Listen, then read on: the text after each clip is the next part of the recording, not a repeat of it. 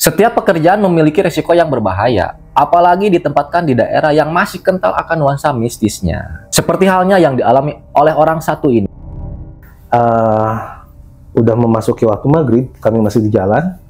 Di situ mulai ada, kalau Akang pernah ya, mungkin ngedengar kresek kena angin, ya kresek gitu kan ya. Jadi posisinya tuh ada di belakang saya, karena saya di boncengan. Oh, Mak, bunyi apa? Udah, Mak, pegangan, katanya gitu kan. Dia ngebut sengebut-ngebutnya tuh, Pak Oke tuh. Saya nanya, emang udah pernah ada yang lihat bentuknya kayak gimana? Ya itu kayak kain aja besar, hitam, panjang katanya. Itu ngejar motor gitu.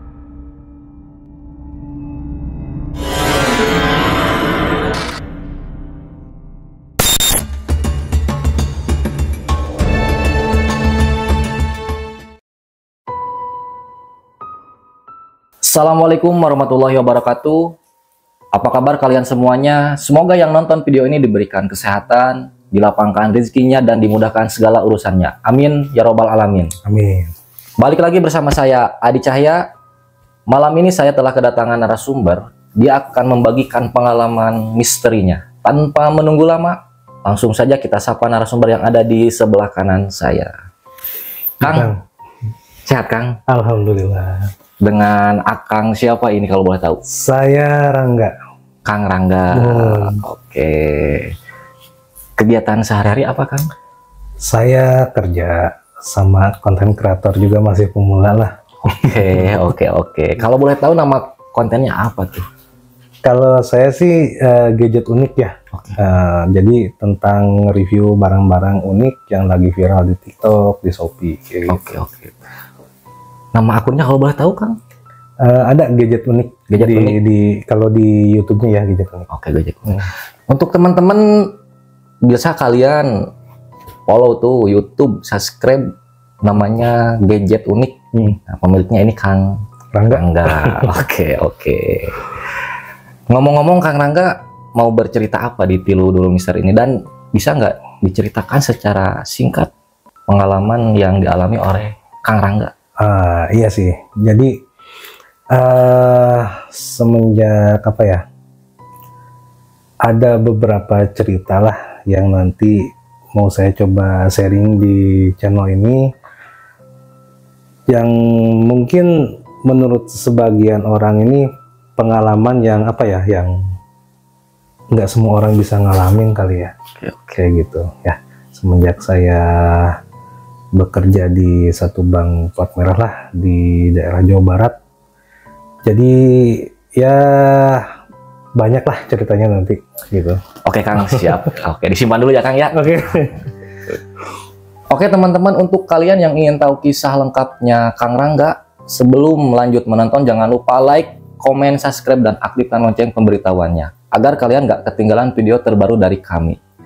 Dan saatnya yang ditunggu-tunggu, kita masuk di sesi kupas misteri. Semakin dikupas, semakin ngeri.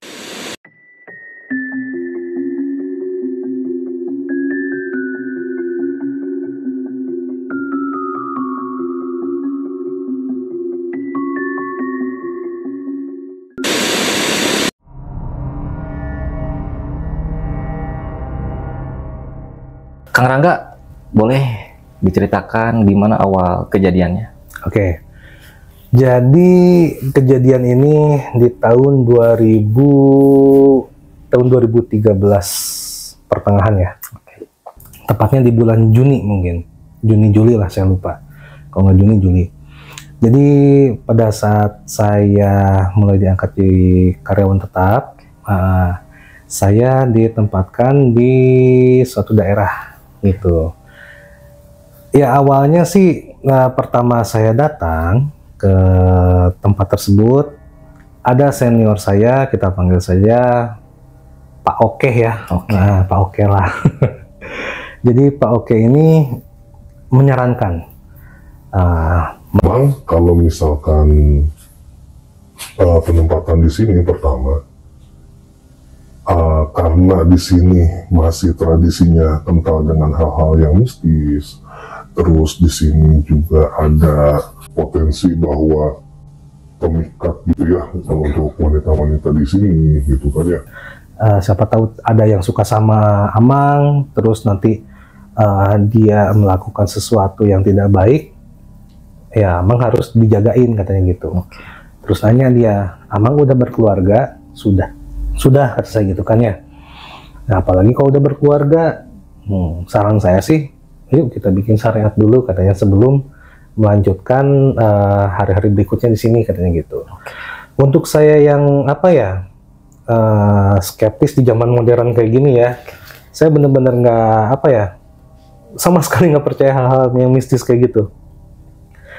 Saya juga belum ngerasa butuh apa sih perlindungan dari apa sih gitu kan, polisi ada gitu kan, aparat ada, kenapa harus perlindungan, emang dari apa sih gitu kan.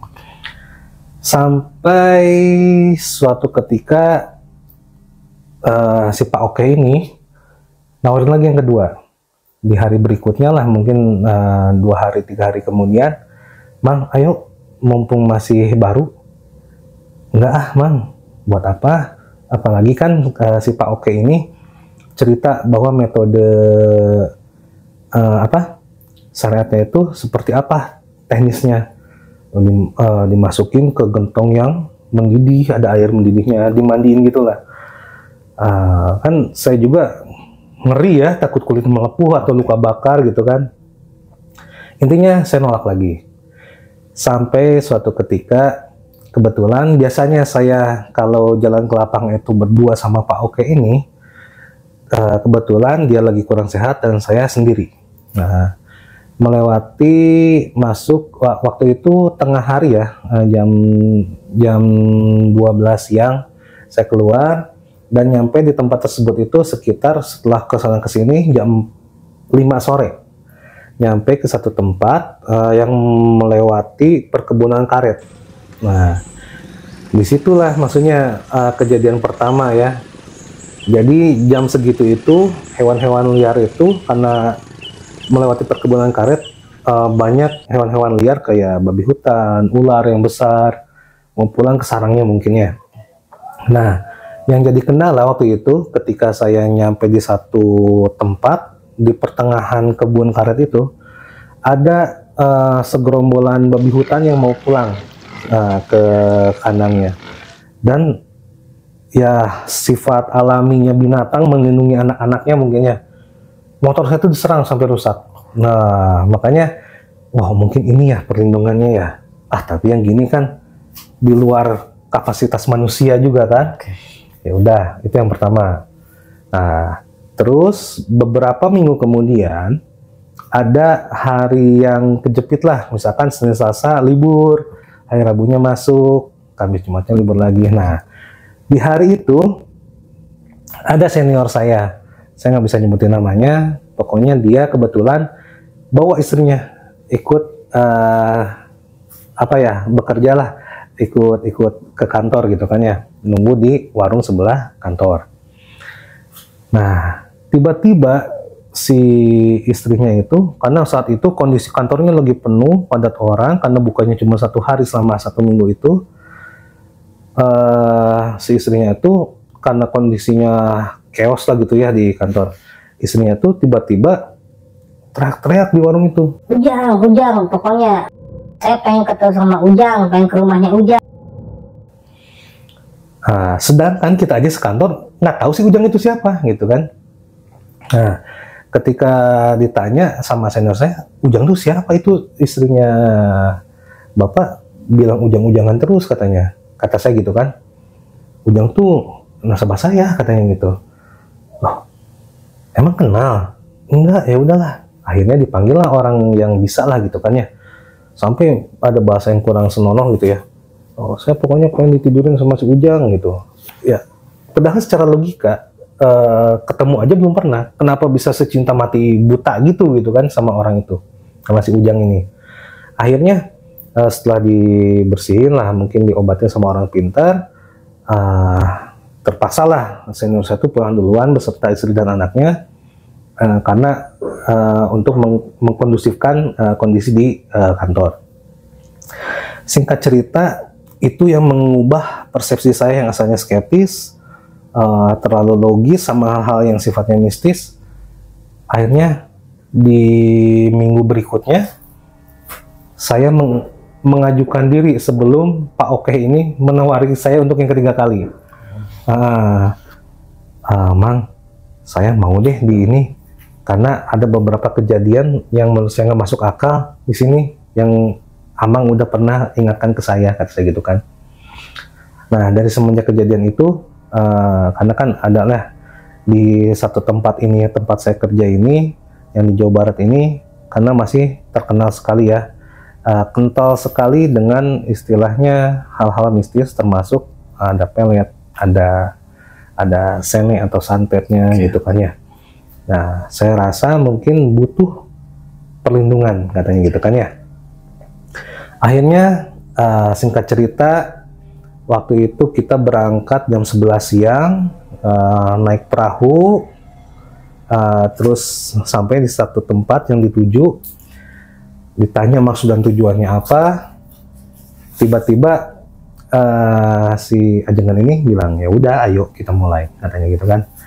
Nah, saya jujur sebenarnya takut banget gitu kan ngelihat tungku kayu bakar, apinya besar, terus ada kendi gitu besar, airnya mendidih.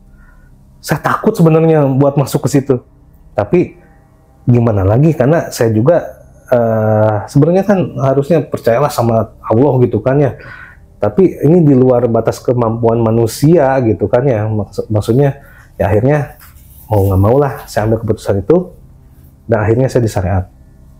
Saya masuk ke situ, tidak terasa panas sedikit pun, hangat aja gitu kan. Padahal kalau ngelihat ayam mah dimasukin ke situ langsung jadi sop ayam kayaknya. Pasti kulit melepuh ya? Iya, pastilah. Makanya itu, wah. Tapi ketika ini didoain segala rupa lah, akhirnya selesai, ritualnya selesai, saya pulang ke kantor. Karena kita waktu itu tidur di kantor ya, nggak ada yang dibolehin ngekos atau gimana, karena emang nggak ada, tidak tersedia juga kosan atau tempat tinggal di luar kantor, karena takut terjadi hal-hal yang tidak diinginkan lah. Nah akhirnya semenjak malam itu, setelah hari itu di syariat, malamnya tuh apa ya, jadi agak lebih tajam indera-indera penglihatan, penciuman, pendengaran untuk hal-hal yang sifatnya mistis gitu. Nah singkat cerita, minggu berikutnya saya sama Pak Oke ini cerita yang pertama nih ya. Jadi pada waktu jam 5 sampai setengah 6 sore kita mau ke satu tempat. Kita melewati perkebunan pisang dulu. Nah di jalannya tuh batu, tanah gitu ya. Jalannya agak nanjak, belok gitu kan ya. Pas belokan ini ada 2 pohon pisang yang sampingan ini. Nah, itu kami berdua melihat sesosok makhluk yang mungkin udah lumrah kata orang ya, banyak filmnya gitu kan. Tapi di situ saya lihat sosok yang kita bilang sebut pocong itu, ya. Tapi bentuknya nggak kayak di film-film. Nah itu untuk pertama kali saya melihat makhluk yang nggak pernah saya lihat pada seumur hidup saya pertama itu. Di posisinya tuh ini pohon pisang 2, dia tuh ada di belakang pohonnya, pohon yang depan. Dan kalau kita lihat pocong tuh di film loncat-loncat, itu enggak, bentuknya bulat kepala, ya ada ikatnya, dan di bawah tuh kayak kerucut gitu, ya. Dan dia kayak ada poros gitu, dia nggak loncat-loncat, dia muter gini aja nih, muter gitu kan. Nah, yang notice pertama tuh si Pak Oke ini. Nah, terus yang kedua saya, karena dia yang bawa motor kan, saya dibonceng. Udah, kita buang muka semuanya. Terus tiba-tiba singkat cerita sudah selesai, maghrib itu kita udah ada di jalan raya lagi. Mampirlah kita ke warung. Nanya dong, Mang tadi ningali teh, kata Pak Oke ini, ningali naon, saya gitu kan. Pocong cenah. Gimana? Kita di belakang pohon pisang, padahal saya lihat ya, nyamang ningali. Kalau lewat sini mah habis maghrib rata-rata karena mungkin kepercayaan orang situ ya, karena maghrib mah ya udah weh dipakai ibadah gitu kan, ke masjid atau gimana. Jadi jarang ada yang berkeliaran di jalan gitu, makanya jalanan tuh sepi gitu.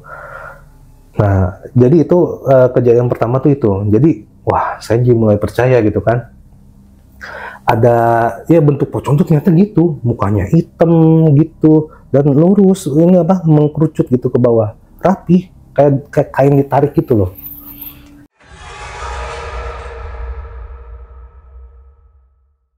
Jadi waktu itu kebetulan kantor kami ini kedatangan apa ya, atasan lah yang dari Bandung, dan kami berinisiatif satu kantor tuh mau memberikan oleh-oleh berupa gula semut khas Cianjur Selatan gitu kan ya. Dari tempat saya itu sekitar jaraknya tuh hampir 2 jam dari kantor kami itu. Mau tidak mau, saya sama Pak Oke ini yang di lapangan terdekat dengan lokasi yang dituju gitu kan. Ya udahlah, gas mang, kata Pak Oke gitu. Berangkatlah saya dengan Pak Oke ke pabrik pembuatan gula semut itu. Selesai, barangnya sudah dibawa. Dalam perjalanan kami masih bercanda, ngobrol gitu. Tiba-tiba udah memasuki waktu maghrib, kami masih di jalan. Di situ mulai ada, kalau Akang pernah ya mungkin ngedengar kresek kena angin, ya kresek gitu kan ya. Jadi posisinya tuh ada di belakang saya, karena saya dibonceng kan. Oh, Mang, bunyi apa? Udah Mang, pegangan katanya gitu kan. Dia ngebutnya tuh Pak Oke tuh, ngebut sampai makin membesar suaranya tuh kayak ngejar. Tiba-tiba kata saya tuh, Mang ini gimana Mang? Udah Mang, jangan dilihat katanya gitu kan, jangan dilihat. Kenapa nggak boleh dilihat? Udah nurut aja, jangan dilihat. Sampai saya dibentak itu. Nah, saya mau nggak mau udah nurut aja. Ketika melewati jembatan perbatasan antara Cianjur Selatan dan Sukabumi, selesai, tidak ada. Di situ kita, terutama saya ya, panik. Bukan karena takut, tapi panik takut celaka, dia bawa motornya ngebut gitu kan. Sampai di warung, ternyata dia cerita, jadi Mang, kalau daerah sini tuh maghrib tuh udah nggak ada yang keluar rumah katanya. Keluar rumah tuh cuman ke masjid, nggak kemana-mana lagi, nanti bisa keluar baru pulang ke rumah. Ya terus apa hubungannya sama yang tadi? Yang tadi itu apa? Katanya kalau orang sini bilang itu kayak urban legend gitulah, juri keresek. Ya kan saya juga baru tahu ya, lucu ya namanya juri keresek. Bentuknya seperti apapun kita nggak ada yang tahu. Cuman ketika saya nanya ke si ibu-ibu yang di warung itu, ya Pak, di sini mah emang kayak gitu, ke orang baru mah suka ngenalin diri katanya gitu kan ya. Saya nanya, emang udah pernah ada yang lihat bentuknya kayak gimana? Ya itu kayak kain aja besar, hitam, panjang katanya. Itu ngejar motor gitu. Kan di pikiran saya kalau ngejar gitu nangkap gitu atau gimana. Nah tapi emang menurut cerita warga sana emang belum pernah ada hal yang kayak gitu terjadi. Cuman kayak nakut-nakutin aja, nanti ketakutan celaka. Nah sesudah Akang ke Cianjur kan ya, itu gula semut maksudnya apa sih gula semut kan? Gula semut tuh kayak gula merah tapi yang bentuknya tuh kayak kopi bubuk. Okay. Itu jadi komoditas utama warga sana gitu. Udah jadi ciri khasnya. Nah Kang, sudah Akang ya bisa dibilang nyereat, Akang kan peka ya terhadap penglihatan, pendengaran, bahkan hal-hal mistis di sekitar Akang pun lebih terasa energinya. Iya betul. Nah semakin hari yang Akang lewati dalam beraktivitas, adakah kejadian yang bisa dibilang itu lebih ngeri nih dari kejadian-kejadian sebelum yang udah Akang alami? Ada sih. Jadi saat itu posisinya akhir bulan, kita sudah selesai bekerja dan tutup buku itu jam 12 malam. Karena saat itu saya lagi hamil, mengandung ya, saya memaksakan untuk pulang karena kebetulan lagi bawa mobil waktu itu kan.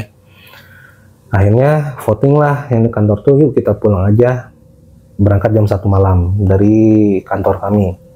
Untuk menuju ke Sukabumi kota itu butuh waktu sekitar 3 jam. Oke. Ya. Jadi kita konvoy 2 mobil. Nah, yang satu mobil Jazz, yang kedua tuh EPV, yang mobil yang saya bawa. Nah, waktu itu yang bawa tuh Pak Oke, ya. Sohib lah itu mah ya. Besti ya itu. Besti. Nah, jadi ada satu tempat namanya itu Leuweung Rambai. Nah, Leuweung Rambai itu perbatasan dengan Cidolog.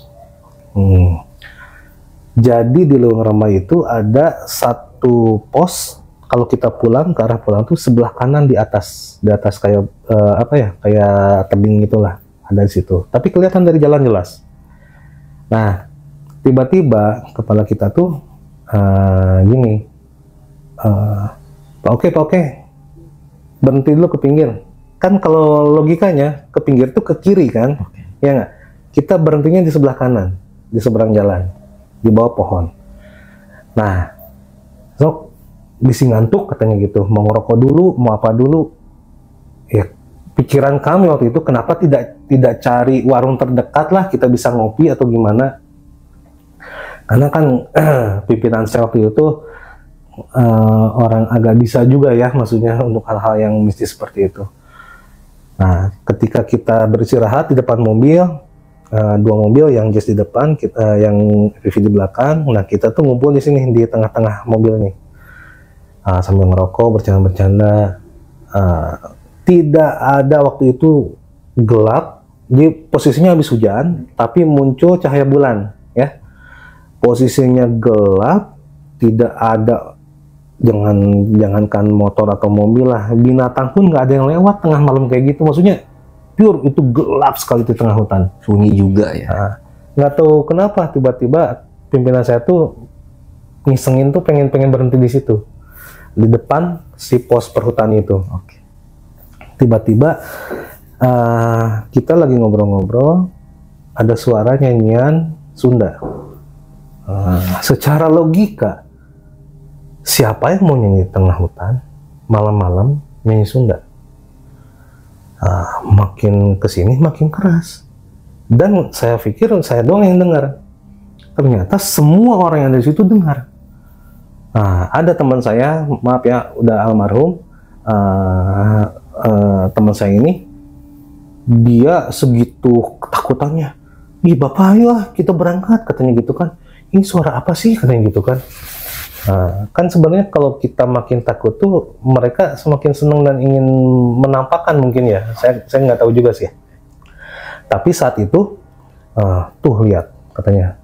Nah, si pimpinan saya itu nunjuk ke arah pos yang ada di atas. Jadi kalau digambarkan itu kayak siluet, bentuknya tembus pandang transparan.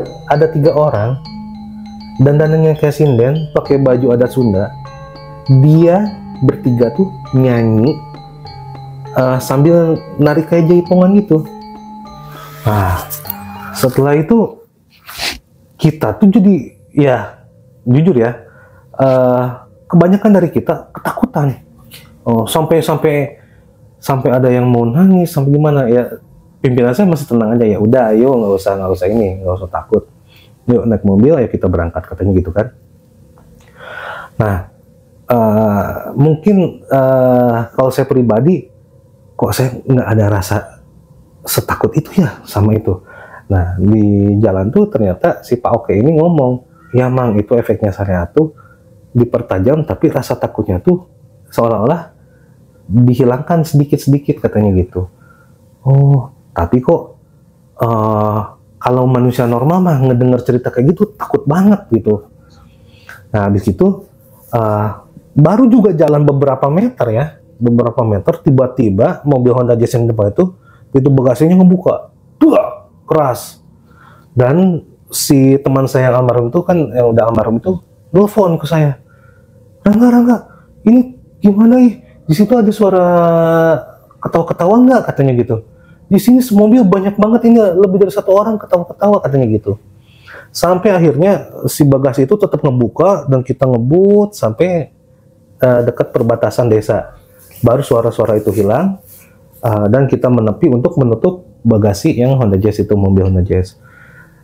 Paling yang paling serem sih itu ya, maksudnya yang apa? Yang dialamin bareng-bareng gitu ya, sekantor. Ya resiko pulang malam kayak gitu paling. Oke. Nah, Kang Rangga, saya ingin menanyakan, kan tadi senior Kang Rangga ya, dia kan memberitahu bahwa di sini tuh kita kerja harus bisa dibilang jaga-jagalah, Betul-betul kan, melindungi diri dari hal-hal yang memang tidak diinginkan, termasuk warga masyarakat setempat, apalagi tadi kan ada ya bahasanya perempuan. Nah itu tipikal perempuannya memang seperti apa sih sampai ya bisa dibilang main peretnya pun masih kental mereka itu. Ya mungkin gini ya. Jadi untuk warga di sana emang tidak semuanya seperti itu. Cuman kalau misalkan ada salah satu warga atau misalkan perempuan yang tertarik sama kita karena kita kerja di satu instansi misalkan, dan itu tertarik menarik mereka untuk memiliki kita, mereka melakukan berbagai macam cara. Salah satunya yaitu dengan kejadian kayak istrinya senior saya yang alami itu kan, nama Ujang aja kita nggak kenal siapa, ternyata maaf ya, mohon maaf kalau dilihat dari profesinya pun petani gula gitu kan, maksudnya hal yang tidak mungkin untuk istrinya seorang senior saya itu tertarik gitu ya. Maaf, bukan, sekali lagi bukan merendahkan satu profesi, tapi hal yang menurut saya tidak mungkin gitu secara nalar ya. Begitupun kalau laki-lakinya bisa melakukan itu, karena yang di tempat saya kerja itu perempuan yang lebih terkenal suka seperti itu gitu. Yang memikatnya tuh, yang menarik ikatannya itu. Oke, Kang Rangga, ini ngeri juga ya Kang Rangga ya. Ya. Jadi bisa dibilang kita disukai oleh seseorang, itu gimana caranya biar kita dapat, kita melakukan segala hal. Bahkan bisa dibilang itu kan main secara halus kan ya. Betul. Nah itu yang dikhawatirkan, apalagi Kang Rangga udah berumah tangga, punya anak. Waktu itu kan istri masih ngandung. Oh, masih ngandung ya. Iya. Nah, takutnya keperincut tuh Kang Rangga sama perempuan di sana. Betul. Nah, Kang Rangga, tadi kan Kang Rangga sempat menceritakan kejadian waktu mau pulang, konvoy 2 mobil dan mobil Honda Jazz kan ya, yang paling depan, dia diganggu oleh sosok makhluk. Nah itu di dalam mobil Honda Jazz berapa orang kira-kira? Dia ada 3 orang, yang supirnya, terus teman saya. Nah teman saya yang telepon saya tuh paling belakang, dia duduknya di baris kedua, makanya dia yang sangat panik, sangat ketakutan itu, sampai ngompol itu, saking takutnya, sampai nangis dia. Nah, karena hal yang tidak biasa terjadi di malam itu tuh, setelah kita ngelihat penampakan, dan itu semua bisa lihat, walaupun transparan ya, tembus cahaya dan hanya mengandalkan cahaya bulan nyorot ke situ tuh. Itu menurut Kang Rangga mungkin nggak yang mengganggu teman Kang Rangga yang di depan itu sosok yang penari itu 3 orang? Kalau bisa jadi ya, tapi kan kita tidak bisa memastikan karena emang tidak terlihat, hanya suaranya saja. Kalau itu saat itu ketawa, mungkin saat mau berhenti, harusnya ketika jalan tuh hilang suaranya. Ini sampai ke perbatasan baru hilang gitu. Berarti kalau kita mikir, oh berarti ini ikut gitu kan. Mungkin ikut masuk lewat pintu bagasi gitu di belakang. Sampai gemuruh suaranya banyak ya. Lebih dari 1 orang katanya gitu, lebih dari 1 suara gitu. Oke. Nah Kang Rangga, dari kejadian-kejadian yang dialami Kang Rangga itu masih ada nggak kejadian yang berikutnya yang dialami? Oke, ada. Mungkin untuk sementara ini jadi apa ya, cerita yang paling nggak bisa saya lupain. Saat itu jam 9 malam, ketika kami sudah selesai bekerja, kita ngumpul-ngumpul di depan kantor, ngopi-ngopi, ngerokok, ngobrol. Sorenya tuh sekitar jam 3 sore, sebelum kejadian ini, jam 3 sore itu ada 2 warga bertikai, berantem, nggak tahu memperebut disebutkan apa gitu ya, karena belum jelas. Itu berantem besar sampai pukul-pukulan, sampai dilerai sama pihak yang berwajib. Nah, jam 9 malamnya, setelah pertikaian itu jam 3 sorenya itu, jam 9 malam ketika kita lagi ngobrol depan kantor, tiba-tiba yang kita lihat, yang pertama ngelihat itu OB kami ya, dia habis beresin makanan, semua ikut ngobrol. Itu apa Pak? Katanya, dia nunjuk langit kan, itu apa Pak? Kembang api katanya gitu kan. Kembang api mana, kata saya gitu kan. Lihat, wah, masalahnya ini warga yang bertikai ini, salah satu warganya itu di depan kantor rumahnya. Nah, jadi warga depan kantor itu buka warung, bertikailah sama warga dari kampung sebelah gitu. Nah, itu apa tuh katanya? Kembang api. Jadi bentuknya kayak bola terbakar, dan itu nabrak kenteng rumahnya yang depan kantor itu sekeras mungkin sampai terdengar ledakan duar gitu. Duar. Nah, sampai akhirnya kita yang di kantor tuh diam di luar ngeliatin apa tuh, bunyi apa, petasan, kembang api, tapi kan bukan malam tahun baru atau apa gitu kan. Pas dilihat ngepul kan, asap kan, tiba-tiba ada yang teriak dalam rumah, wah gitu kan, si ibunya mungkin anak perempuannya, nggak tahu gimana ceritanya, tiba-tiba dari rumah yang tadi yang ketabrak bola api itu kayak meluncur lagi bola api yang lebih cepat gitu. Itu nggak tahu lah itu kemana. Nah, selang beberapa menit kemudian muncul lagi sampai 3 kali saling serang gitunya ya. Nah, saya nanya dong, maksudnya itu tuh apa? Maksudnya sampai aparat pun datang coba menenangkan kegaduhan di tengah malam gitu kan, ya udah jam 9 malam. Sampai saking keponya gitu kan ya pegawai kantor nanya ke warga sekitar sama yang ada di dalam rumah itu. Nanya disimpulkan bahwa dijelaskan tadi sore itu ada pertikaian bapaknya yang punya rumah ini sama orang kampung sebelah. Pertikaiannya masalah apa saya lupa, cuman ternyata yang bola api itu ya, kalau orang sana bilang tuh sene kayaknya gitu. Sene tuh mungkin sene ya, api ya mungkin. Nah, efeknya apa sih kalau kena itu tuh kayak santet kesel gitu kan. Iya, semacam itu katanya. Bahkan kalau yang kena ya mungkin orang-orang pada bisa juga mungkin ya, saya juga nggak tahu sih. Tapi kalau penjelasan dari warga sekitar, kalau emang yang kena sene itu nanti meninggalnya lidahnya keluar gitu kan. Jadi dibunuh secara perlahan mungkin, atau gimana, saya juga kurang ngerti lah. Intinya hal yang paling serem itu ternyata bukan cuman pelet dari perempuan atau laki-laki yang di sana, tapi kalau menurut saya sampai bisa menghilangkan nyawa tuh ya itu takutnya. Makanya saya satu sisi ngerasa gimana gitu ya, harus menghilangkan skeptis saya, tapi satu sisi saya pun bersyukur bahwa saya sudah melakukan apa yang harus saya lakukan gitu, yaitu membentengi diri, melindungi diri gitu, walaupun ya ritualnya tidak nyaman gitu. Harus bisa dibilang direbus ya. Direbus. Enggak itu dimasukkan ke dalam apa namanya itu, kayak kuali gitu, besar. Kuali yang besar itu ya. Tapi untungnya nggak kenapa-kenapa ya. Alhamdulillah.